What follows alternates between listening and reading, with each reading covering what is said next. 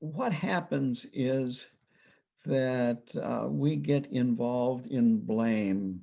And along with the blame then comes resentment and anger when problems arise.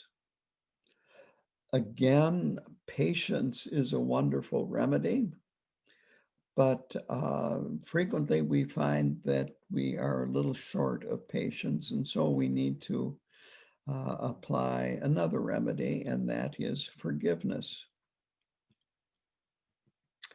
The point being that blame is a worldly concern. Anger is just another afflictive states of mind. It causes us suffering. And sometimes our anger causes other people to suffer. And that we need to take responsibility for our thoughts, our states of mind, our emotions, and forgiveness is a way to accomplish this. So there are three different aspects of forgiveness that I'm going to talk about. The first is forgiving ourselves. The second is that there are people out there that we have harmed or think that we have harmed them, and working with that person. This is going to be mentally, not actually going out and finding that person, but working with trying to, you might say, undo the harm, real or imagined, that we caused that person. And the third aspect of forgiveness is working with an enemy, someone that we are mad at, that we need to forgive.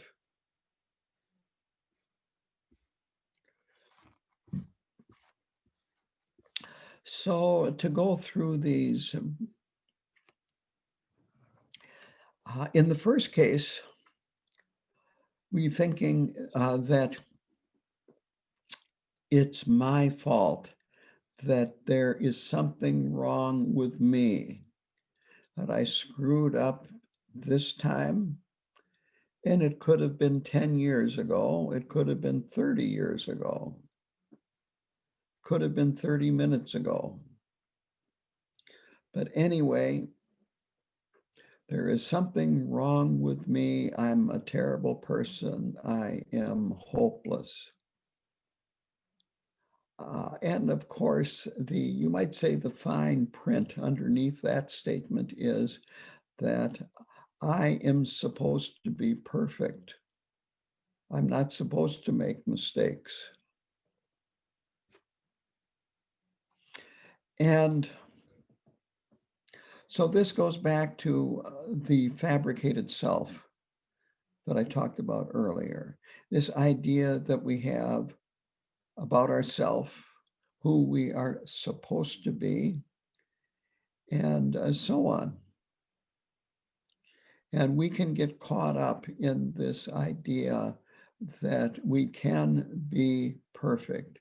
We can go around through life without ever making a mistake, big or little. And the interesting thing about this is that in most cases, the mistake, the fault, and so forth is actually minor, very insignificant. But we're seeing it like it is major, a huge thing. Guilt enters at this point. And guilt is seeing yourself as fundamentally bad, being ashamed of who you are, feeling powerless to change, feeling helpless, and as a result of that, feeling hopeless. And this, of course, ends up in giving up your power to do anything, that you're actually giving up your ability to change, your ability to become something else. You really solidified the situation. And this is very closely related to depression. And depression is seeing everything as basically bad, especially yourself. And from my own experience, it has an element of anger towards yourself and an element of laziness. And that pretty much sums up this form of guilt, which is anger towards yourself, that you're ashamed of who you are. And the laziness is that since you are convinced that this is the way you are and you really can't change, you just will always be fundamentally flawed and making these terrible, you might say, mistakes, engaging in these terrible actions. And that leaves you hopeless and helpless and therefore lazy, because there's nothing that you can do about it. The interesting thing is that as bad as feeling guilty is, as you go through your day, where your inner critic is constantly telling you that you've done bad things and that you're a negative person and da da da da da, that we get used to that and it seems comfortable because it's familiar.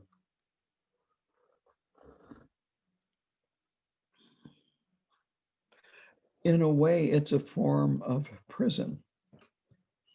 And actually, one of the problems that is faced by inmates is becoming institutionalized. And that is becoming so used to the routine in prison and becoming so comfortable with it that when you get released, you're uncomfortable being out of prison. And it's actually common for an institutionalized inmate that has been released to purposely reoffend, go against his parole officer's instructions and so forth, so that he gets to go back or she gets to go back to prison where they feel more comfortable, especially in the wintertime when the weather gets colder. So we have to be careful about our comfort zone. And you might say be more uncomfortable with the situation that we are in and want to get out of it more, I guess, become more motivated to get out of it. Now, there is remorse, and remorse is considered healthy. And what remorse is seeing what you have done in the past, having regret about having done it, and then doing what you can to avoid doing it in the future. You could say, learn from your mistakes. And this comes primarily from nurturing yourself. Sometimes you have to be, what would I say, more strict, respond more strongly to things that you have done. But in most cases, what we need to do is be kind and nurture ourselves and try to encourage change, positively encourage change. There's actually a phrase that I like, and it's called positive discipline. So it's disciplining ourselves, but in a positive way, which encourages us to do better rather than keeps us trapped in guilt. So we need to learn from our mistakes. Confession is really helpful here. And there are various confessions that are available in Buddhism. I'm not going to talk about them here, but there are confessions that can be done. And there's purification that can be done, like the Vajrasattva mantra and so forth. So there are things that can be done besides beating yourself up with guilt and so forth. And it's important to realize that our essence is, our fundamental essence is Buddha nature, complete perfection. That your Buddha nature is just as good as that of a fully enlightened Buddha. It's just that your essence has not been completely uncovered and completely developed. And so this type of response, blaming yourself, is seeing yourself as a lump of coal when in essence our Buddha nature is a diamond.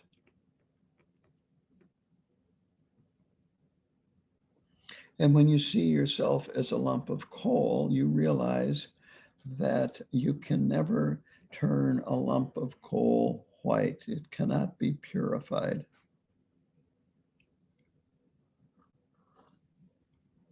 On the other hand, the essence of coal and diamond is carbon, just different forms. So the other approach that we take when problems arise is it's someone else's fault, the reason why this problem arose, and I'm a victim. I'm getting screwed. In fact, I'm constantly getting screwed. I'm constantly getting victimized by other people, by the system, by whatever. There are a million different reasons why you're getting screwed. And the faulty thinking behind this is that samsara is supposed to be perfect, that you're blaming others without taking any responsibility.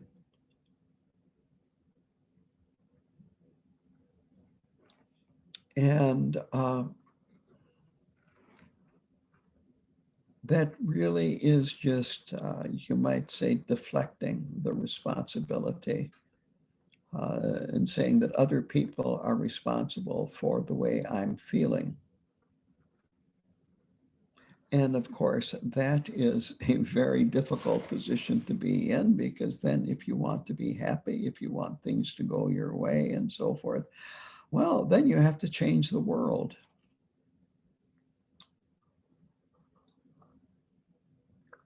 And needless to say, you could spend your whole lifetime trying to change the world and become very frustrated. Even the most powerful people in the world cannot change the world and make it the way they would like it to be. I ran into a inmate when I was chaplain that was talking about his life. And he was saying that I was sexually assaulted as a child. This is why I think and I behave the way I do. He didn't say it exactly that way. But this is basically what his line of thought was. And then the rest of it was that since I can't change the assault, therefore I can't change who I am.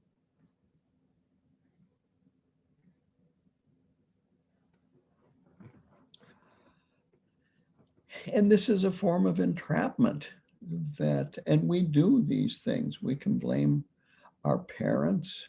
We can blame the culture. We can blame the people around us. We can blame the government, and on and on and on and on and on. But the bottom line is that this is a form of entrapment. It gives up our power to others and it negates free will. When you refuse the role of a victim, you take the power back. When you don't refuse the role of a victim, it becomes self-perpetuating. The victim wants others to change their behavior. Being a victim creates apathy, resentment, anger, hopelessness, and helplessness. And those were some of the qualities of being blaming yourself, was this hopelessness and helplessness, resentment, apathy. And the problem here is that there's this assumption that we should never have to experience any difficulties or pain. And this leads to a downward spiral, increasing suffering, and increasing the pain. It makes things worse.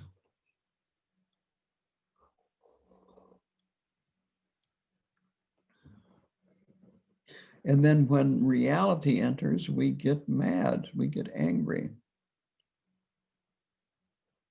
We don't have the power to prevent suffering, our suffering specifically, by controlling the behavior of others or passing laws.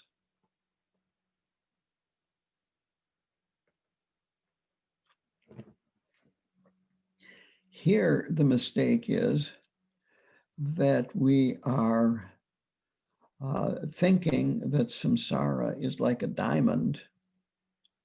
And even though it acts like a lump of coal, we can turn it into a diamond, that it's supposed to be perfect. And when you realize that it's not helpful to play the victim card, you might say, that it's easy to fall back on, it's my fault, I'm a bad person, yada, yada, yada. It's important to realize that we are not the sum of our actions, when we are not the sum of what we have experienced, that Buddha nature is beyond all of this.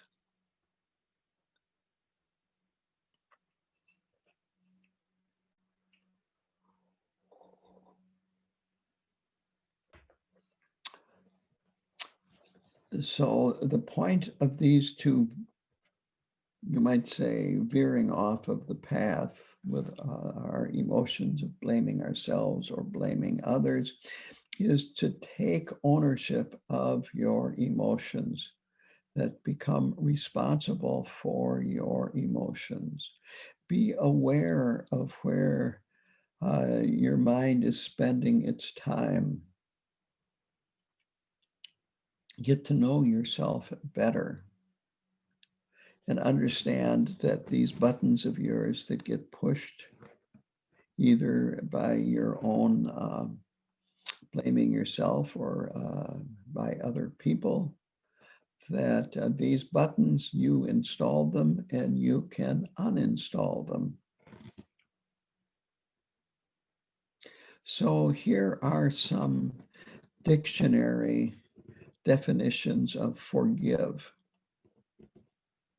And they all have a slightly different meaning. The first is to grant pardon for or remission of an offense, a debt, and so forth, to absolve.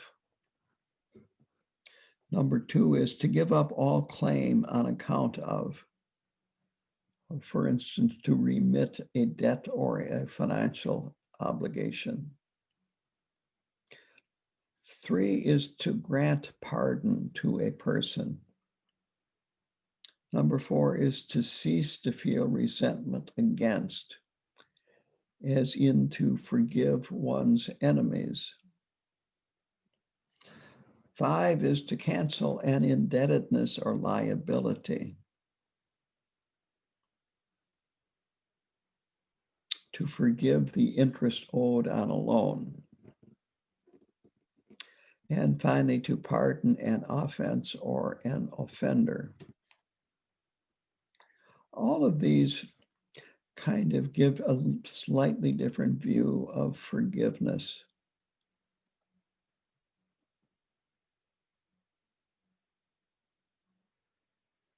When we're talking about giving up all claim on account of that to give up a debt or an obligation that is owed you, I like to use the example of you no longer need to get these interest payments from that person, either by harming them in some way or another, thinking harmful thoughts, or whatever that you give up. I don't need that anymore. Let go of it. When we hang on to anger, we exaggerate the importance of the actions that fed the anger. We dwell on it and we lose our perspective.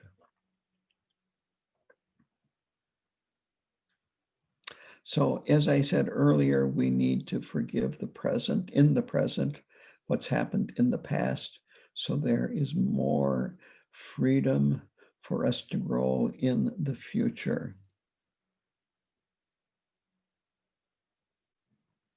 And so to use an example from gardening, that you plant your seeds or plants that you want to grow into full maturity. You have to take out the weeds because they compete for water and sunlight and so forth. If you are shall we say, an organic gardener, you're probably going to want to put some compost on it, or manure, and that you have to spread the manure thinly, or it could hurt the plant. It could be too strong. But anyway, life is the same way, that sometimes our difficulties in life, you might say life's manure, is actually a very fertile resource for us to use to develop our ability to forgive and to develop patience.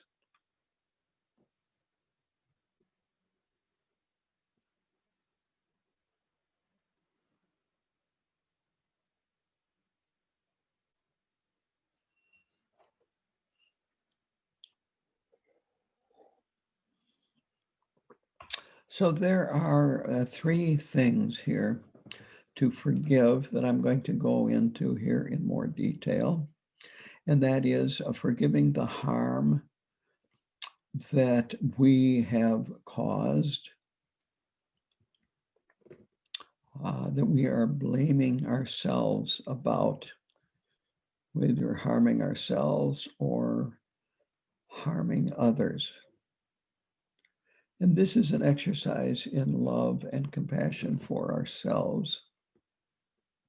The second is harm that we have caused others, or think others, or others think we have caused them. And this involves, again, forgiving ourselves, as in the first, but also wanting others to forgive us. So this is about love and compassion for ourselves and for others. And the third type of forgiveness is the harm that others have caused us, either real or imagined. If we can see the harmful person as a teacher, then there is nothing to forgive, only gratitude. And so this is about love and compassion for others. And I will say this, that when you're working with this type of forgiveness, it's best to start with someone that there is mild animosity toward rather than really strong. We start with what is easy to do or easier to do, and then gradually work up to the more difficult people.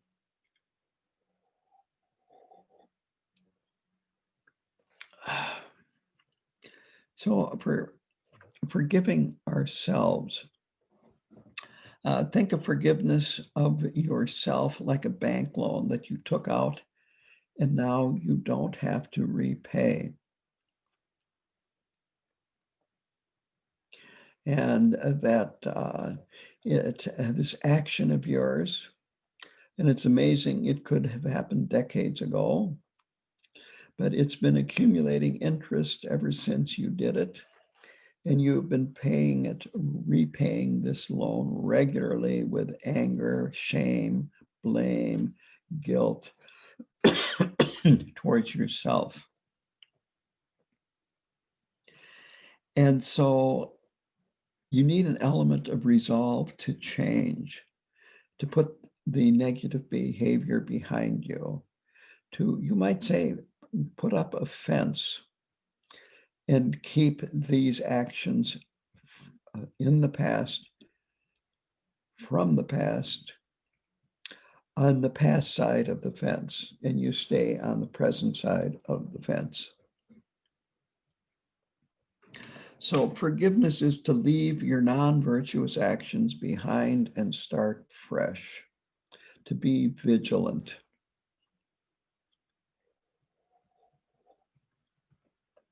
And of course, when I talk about vigilant and starting fresh, it means to try to reduce your non-virtuous actions.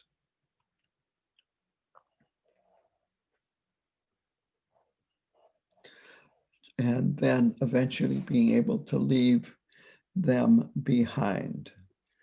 Remember, you're not perfect. You never will be perfect.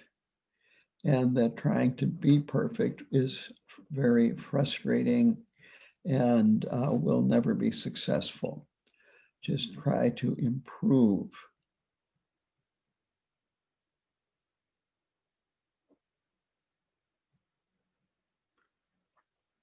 Humility is good, but humility is different from looking at yourself as being a bad person. There's a really important difference between humility and seeing yourself as fundamentally flawed.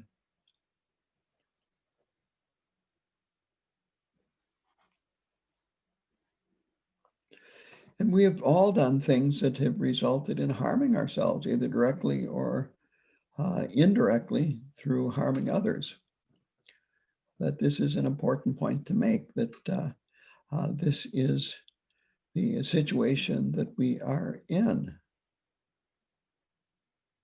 And it's amazing how how easy our ego, our idea of who we are, can be bruised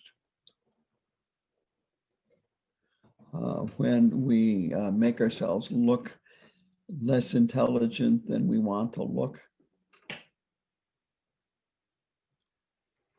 When we have, for instance, at a dinner party, gone to the bathroom, looked in the mirror 2 hours after supper, and find some spinach lodged between our front teeth.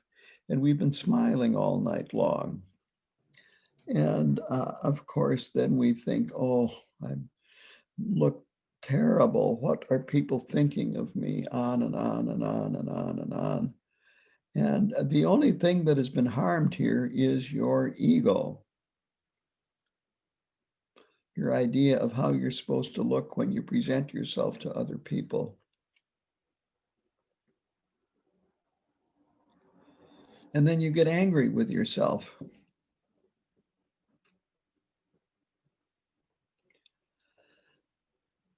And we can be very, very mad and unforgiving towards ourselves with very simple things like that. And actually, bruising our ego is fine because it points out pride, attachment, fear.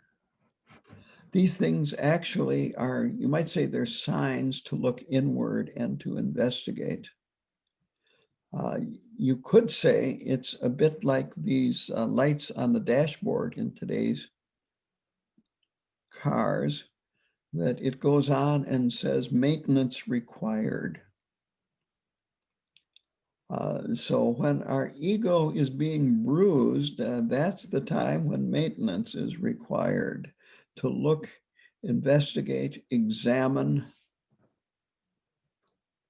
and get a better idea of what is actually happening. So what we're going to do now is a little Tong Len exercise on forgiveness.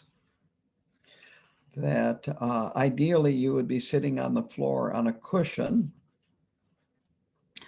And if we had more time, we would do a little shamatha meditation before this to help settle your mind down, and a little shamatha meditation afterwards to help settle your mind down. But we're not going to have time to do that today. So what I want you to do is visualize facing you, sitting facing you in front of you, you 5 minutes in the future. This is the future, the you that you want to become. And then what I want you to do is think about what you have done that you want to forgive yourself for. That it has harmed you, that has bruised your ego, that you've been holding on to it.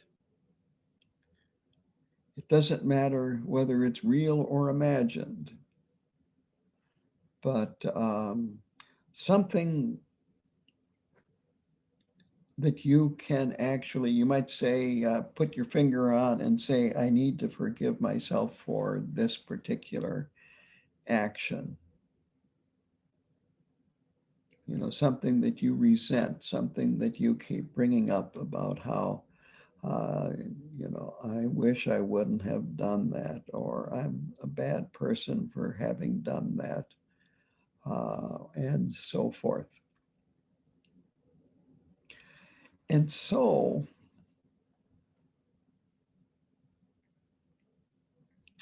the idea is that as you are breathing in, and just breathe normally, that you imagine that you are breathing in this action or these actions, uh, that you are having trouble forgiving yourself for having done, these things that you're angry at yourself, these regrets,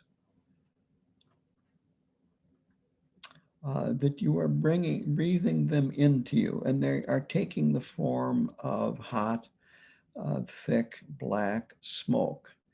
They're coming from the you in front, from the nose, the mouth, the pores of the body, wherever. It's just they're coming out. They're in the form of light. black, as I said, very dark, smoke, hot, and you breathe them in, they come into your lungs, and then they disappear. And then when you exhale, you're giving back to that future you your happiness, your peace, your serenity, whatever might be the antidote for the anger that you are holding on to.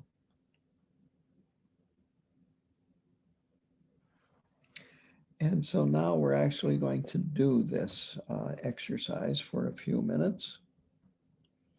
And again, when we inhale, we're inhaling and removing from this future you in front whatever it is that we are holding on to and have some resentment and anger towards ourselves. And we're giving back peace, happiness, serenity, and giving up holding on to it. So let's start now.